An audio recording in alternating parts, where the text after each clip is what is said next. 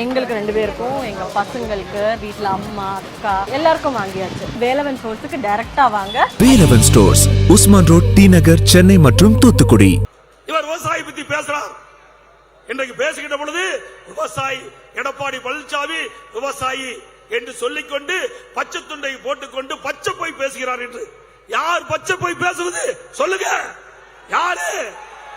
நானா? ஸ்டாலினா? ஸ்டாலின் அவர்களே, விவசாயிகளுக்கு எங்களுடைய ஆட்சி எண்ணற்ற திட்டங்களை நாங்கள் கொண்டு வந்து சாதனை படைத்திருக்கின்றோம். வேண்டுமென்றால் இதே போல மேடை போடுங்க. நீங்க ஒரு மைக்க பிடிங்க, நான் ஒரு மைக்க பிடிக்கிறேன். அண்ணா திமுக ஆட்சியில விவசாயிகளுக்கு என்னென்ன திட்டங்களை கொண்டு வந்து நிறைவேற்றப்படும் என்று சொல்கிறேன். இதே டெல்டா பாசனம் இந்த பகுதியெல்லாம் திருச்சி, தஞ்சாவூர், நாகப்பட்டினம், புதுக்கோட்டை, மயிலாடுதுறை, திருச்சி இதெல்லாம் டெல்டா பகுதி. இந்த டெல்டா பகுதியில் இருக்கின்ற விவசாயிகள் அச்சத்தில் இருந்தார்கள். தன்னுடைய நிலம் பறிபோய்விடும் என்ற அச்சத்தில் இருந்தார்கள். திரு ஸ்டாலின் முதலமைச்சர் அமைச்சராக இருக்கின்ற பொழுது ஹைட்ரோ கார்பன் அங்கே இருக்கின்ற மீத்தேன் எடுப்பதற்காக புரிந்துணர்வு ஒப்பந்தம் போட்டார். விவசாயியுடைய நிலம் விலை மதிக்க முடியாத நிலம், பொன் விளைகின்ற பூமி, டெல்டா பூமி, முப்போகம் விளைகின்ற பூமி, அதை இந்த ஹைட்ரோ கார்பன் மீத்தேன் எடுப்பதற்காக புரிந்துணர்வு ஒப்பந்தம் போட்ட தலைவர் இன்றைய முதலமைச்சர் திரு ஸ்டாலின். அன்றைக்கு அமைச்சராக இருந்தார். அதே அனைத்து இந்திய அண்ணா திராவிட முன்னேற்றங்களை ஆட்சி வந்தது. நான் முதலமைச்சர் இருந்த காலகட்டத்தில் எல்லா விவசாயிகளும் இடத்திலே கோரிக்கை வைத்தார்கள். எங்களுடைய டெல்டா மாவட்ட அப்பொழுது இருந்த அமைச்சர்கள், எம்எல்ஏக்கள் கோரிக்கை வைத்தார்கள். எங்களுடைய பகுதி பாலைவனமாகிவிடும், இதை காப்பாற்றுங்கள். விவசாயிகள் அச்சத்திலே உறைந்து போயிருக்கிறார்கள் என்று கோரிக்கை வைத்த உடனே நான் சட்ட ரீதியாக மத்திய அரசிலே சந்தித்து இன்றைக்கு டெல்டா பாசனத்திலே இப்படிப்பட்ட எந்த திட்டமும் கொண்டு வரக்கூடாது என்பது இன்றைக்கு பாதுகாக்கப்பட்ட வேளாண் மண்டலம் என்ற அற்புதமான சட்டத்தை கொண்டு வந்து நிறைவேற்றினேன். எங்களுடைய ஆட்சி திறமையான ஆட்சி என்பதற்கு சான்று. இதை விட என்ன வேணும் திரு ஸ்டாலின் அவர்களே? 10 ஆண்டு காலத்தில் இன்றைக்கு ஆட்சியை கெடுத்து விட்டீர்கள், தமிழ்நாட்டை கெடுத்து விட்டு சொன்னீர்களே. நாங்களா தமிழ்நாட்டை கெடுத்தோம்? பொன் விளைகின்ற பூமியை மிகப்பெரிய நிறுவனத்திற்கு தாரை வாக்க பார்த்தீர்களே, நீங்க தான் கெடுத்தீங்க. அது மட்டுமல்ல, இன்றைக்கு மேகதாது, இன்றைக்கு காவிரியில வருகின்ற தண்ணீரை மேகதாது என்ற இடத்திலே அங்கே ஒரு அணை கட்டி தண்ணீரை தேக்க கர்நாடக அரசு துடித்துக் கொண்டிருக்கின்றது. கிட்டத்தட்ட ஒரு வாரத்திற்கு முன்பு நீர்ப்பாசனத்துறை அமைச்சர் சொல்கிறார், ஒரு சொட்டு தண்ணீர் கூட தமிழ்நாட்டுக்கு கொடுக்க மாட்டேன் என்று. அங்கே இருக்கின்ற முதலமைச்சர் சொல்கிறார், மேகதாதுலே அணை கட்டிய தீர்வு என்று சொல்கிறார். நம்முடைய தமிழ்நாடு முதலமைச்சர் திரு ஸ்டாலின் வாயே திறக்கல.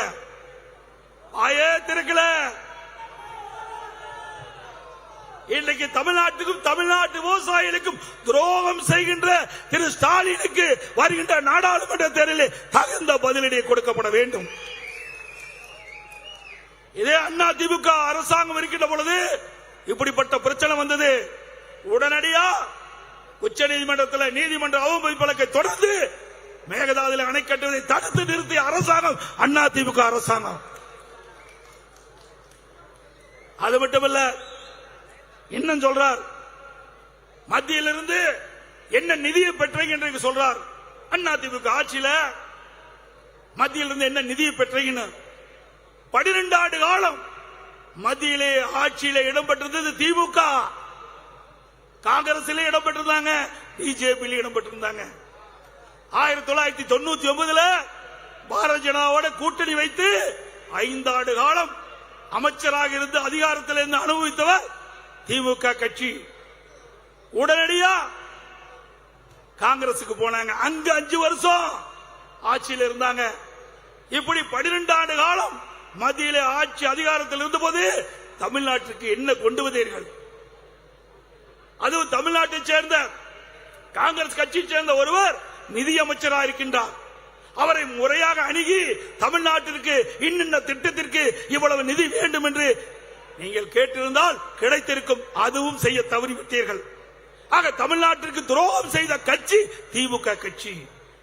ஆக ஆட்சி அதிகாரத்தில் மத்தியில் இருக்கின்ற பொழுது நீங்கள் எதையுமே செய்யல. குடும்பத்தான் பார்த்தீங்க. குடும்பத்தில் இருக்கிற உறுப்பினர்கள் தான் அதிகாரத்துக்கு வர வேண்டும் எண்ணினீர்கள். நாட்டு மக்களை பற்றி கவலை இல்லை, கவலைப்படவில்லை. ஆகவே சிந்திக்க வேண்டும். இவர்கள் வேட்பாளர் வெற்றி பெற்று வந்தா நாடாளுமன்றத்தில் என்ன செய்ய போறாங்க? 38 நாடாளுமன்ற 2019 கொடுத்தீங்களே, 5 ஆண்டு காலம் நாடாளுமன்றத்தில் என்ன செய்தார் என்பதை நீங்கள் சிந்திக்க வேண்டும். அதே நேரத்தில் அனைத்து இந்திய அண்ணா திராவிட முன்னேற்ற கழக நாடாளுமன்றங்கள் 2014 37 பேர் தேர்ந்தெடுத்தீர்கள் தமிழ்நாட்டின் சார்பாக. அந்த 37 பேரும் சிறப்பான முறையிலே நாடாளுமன்றத்திலே பணியாற்றினார்கள். உச்சநீதிமன்றத்திலே காவிரி நதிநீர் பிரச்சனை தீர்ப்பு வந்த பொழுது அந்த தீர்ப்பை அமுல்படுத்த மத்திய அரசு காலம் தாழ்த்தியது. தம்பி அதை எடுத்து காலம் தாழ்த்தியது. உடனடியாக நம்முடைய நாடாளுமன்ற உறுப்பினர் அனைவரும் ஒன்று சேர்ந்து 22 நாட்கள் நாடாளுமன்றத்தை ஒத்தி வைத்த கட்சி அதிமுக கட்சி. அதிமுக நாடாளுமன்ற உறுப்பினர்கள் நம் கூட்டணியில் அங்க வச்சாலும் தமிழ்நாட்டு மக்களுடைய பிரச்சனை என்று வருகின்ற பொழுது, நம்முடைய உரிமை என்று வருகின்ற பொழுது, உரிமையை பெறுவதற்காக 22 நாட்கள் நாடாளுமன்றத்தை நாங்கள் ஒத்தி வைத்தோம். அதன் மூலம் மத்திய அரசுக்கு அழுத்தம் கொடுத்து அதன் விளைவாக காவிரி மேலாண்மை ஆணையம், காவிரி நீர் முறைப்படுத்த குழு மத்திய அரசு அமைச்சது. இப்படி அனைத்து இந்திய அண்ணா திராவிட முன்னேற்ற கழக நாடாளுமன்ற வெற்றி பெற்று வருகின்ற பொழுது இந்த தமிழ்நாட்டு மக்களுடைய உரிமையை காப்போம், தமிழ்நாட்டு மக்களுக்கு தேவையான நிதியை பெறுவோம், தமிழ்நாடு வளர்ச்சி பெறுவதற்கு நாங்கள் அடித்தளமாக விளங்குவோம். ஆனால் திமுக அப்படி அல்ல. திமுக அப்படி அல்ல. அவருடைய குடும்ப உறுப்பினர்கள் ஆட்சி அதிகாரத்துக்கு வர வேண்டும் என்பதற்காக துடித்துக் கொண்டிருக்கின்ற கட்சி திமுக கட்சி. எனக்கு முன்னாலே சொன்னார்களே 2G ஸ்பெக்ட்ரம் ஊழல் 1,72,000 கோடி மீண்டும் நீதிமன்றத்தில் தூசி தட்டி எடுத்திருக்கிறாங்க. திகார் ஜெயில் ரெடியா இருக்குது, யாராரு போவாங்க தெரியல. அதே போல இங்க இருக்கிற அமைச்சர்கள் ஊழல் குற்றச்சாட்டிலே தப்பிக்கவே முடியாது. நீதிமன்றத்தில் படிக்கட்டு ஏறி ஏறி இறங்கிட்டு இருக்கிறாங்க. அவர்களும் விரைவாக எங்கே போகணுமோ அங்க போவாங்க. அது மட்டுமல்ல, இங்கே போதைப் பொருள் பற்றி சொன்னாங்க.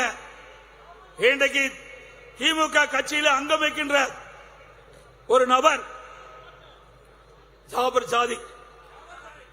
ஜாபர் சாதிக் என்ற அந்த சென்னை மேற்கு மாவட்ட அயலக அணி துணை அமைப்பாளர். உலகத்தில் அயலக அணி அமைதியா வச்சிருக்கிறாங்க. இது மாதிரி கடத்தலுக்கு வச்சிருப்பாங்க போல இருக்குது. எந்த கட்சியிலாவது அயலக அணியில் வச்சிருக்கிறாங்களா? அப்படி ஒரு பேரை வச்சு அதுக்கு ஒரு பொறுப்பாளரை போட்டு அந்த பொறுப்பாளர் வெளிநாட்டுக்கு போதைப் பொருள் கடத்திட்டு இருக்கார். பல ஆண்டு காலமாக பல ஆயிரம் கோடிக்கு போதைப் பொருள் கடத்தி இருக்கிறார். தமிழ்நாடு போதைப் பொருள் மாநிலமாக மாறுவதற்கு காரணம் திமுக நிர்வாகிகள். இன்னும் சொல்ல போனா 2022-23 மதுவிலக்கு ஆயத்தீர்வை கொள்கை விளக்க குறிப்பில் பக்கம் 22 திரு ஸ்டாலின் சட்டமன்றத்திலே தாக்கல் செய்தது. பள்ளிக்கு அருகில கல்லூரிக்கு அருகில கஞ்சா விற்கப்படுகிறது.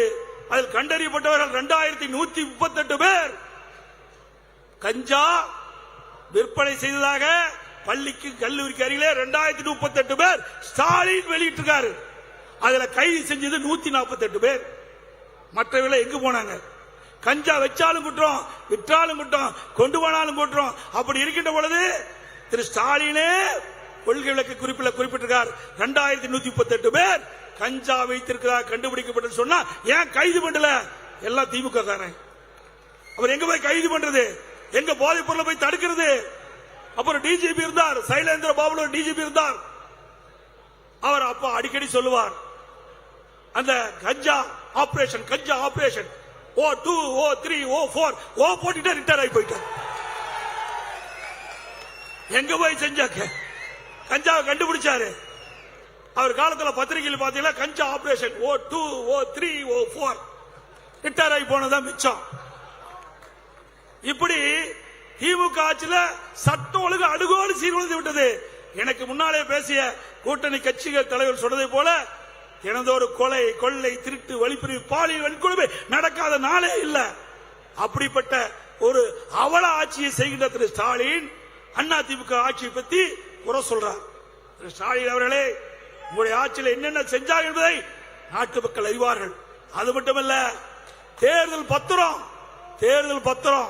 656 கோடிக்கு வாங்கி இருக்கிற 3 ஆண்டுல 2021, 22, 23 3 ஆண்டுல 656 கோடி தேர்தல் பத்திரத்தை அதிகமா வாங்கினது தமிழ்நாட்டில் திரு ஸ்டாலின் குடும்பம். நீங்க எங்களை பத்தி ஊழல் பத்தி பேசுறதுக்கு என்ன அருகதி இருக்குது? இதெல்லாம் 2026 அண்ணா திமுக ஆட்சி மலரும். உப்ப தின்றவன் தண்ணி குடித்தே தீர வேண்டும். அது மட்டுமல்ல, எப்பொழுது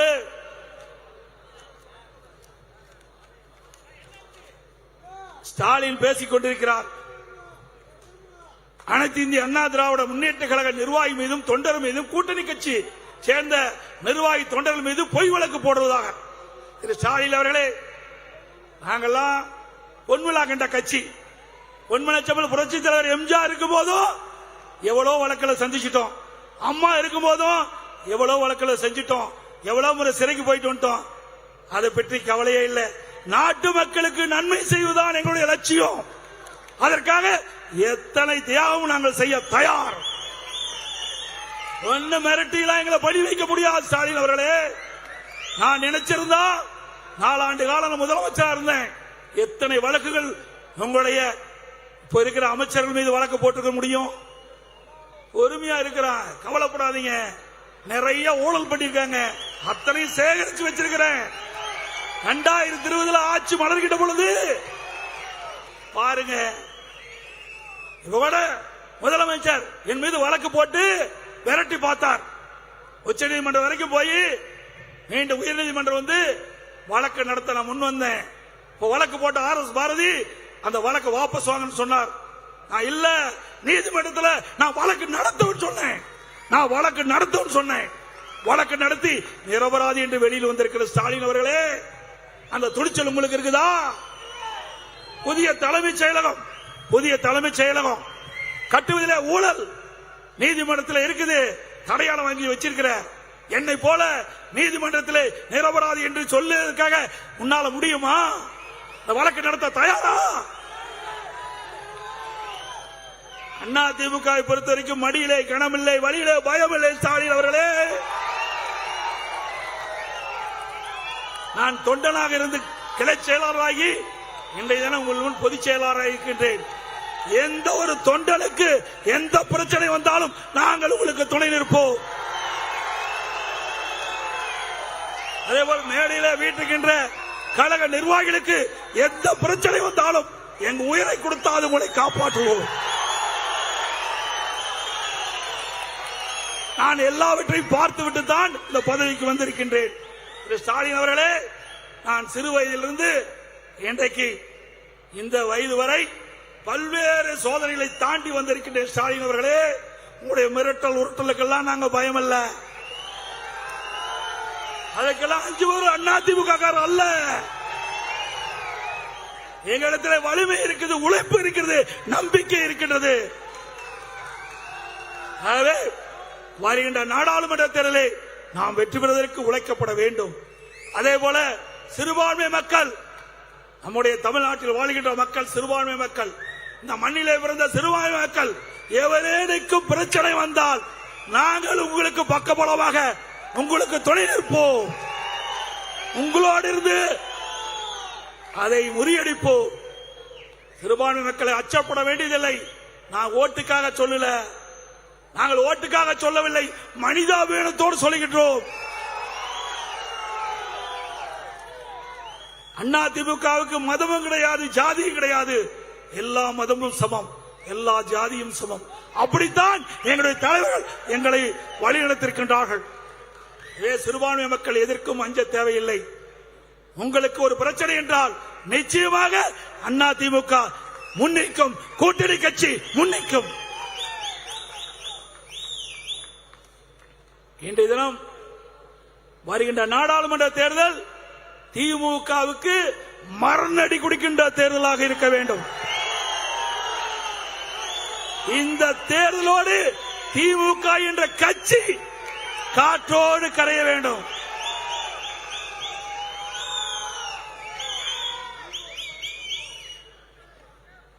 அதேபோல அனைத்து இந்திய அண்ணா திராவிட முன்னேற்ற கழக போட்டியிட வேட்பாளருக்கு பொன்மனச்சம்பளம் புரட்சி தலைவர் எம்ஜிஆருடைய வெற்றி சின்னம், இதயம் புரட்சி தலைவர் அம்மாவுடைய வெற்றி சின்னம், இரட்டை சின்னத்திற்கு வாக்களித்து வெற்றி பெற செய்யுங்கள்.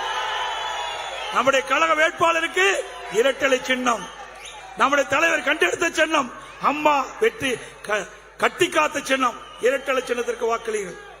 அதேபோல நம் கூட்டணியில் அங்கம் வைக்கின்ற நம்முடைய கூட்டணியில் அங்கம் வைக்கின்ற தேசிய முற்போக்கு திராவிட கழகம் சார்பாக போட்டியிடும் வேட்பாளருக்கு கேப்டனுடைய வெற்றி சின்னம் சபை பிரேமலாதா அவருடைய வெற்றி சின்னம் முரசு சின்னத்திற்கு வாக்கு கேட்டு வெற்றி பெற செய்யுங்கள்.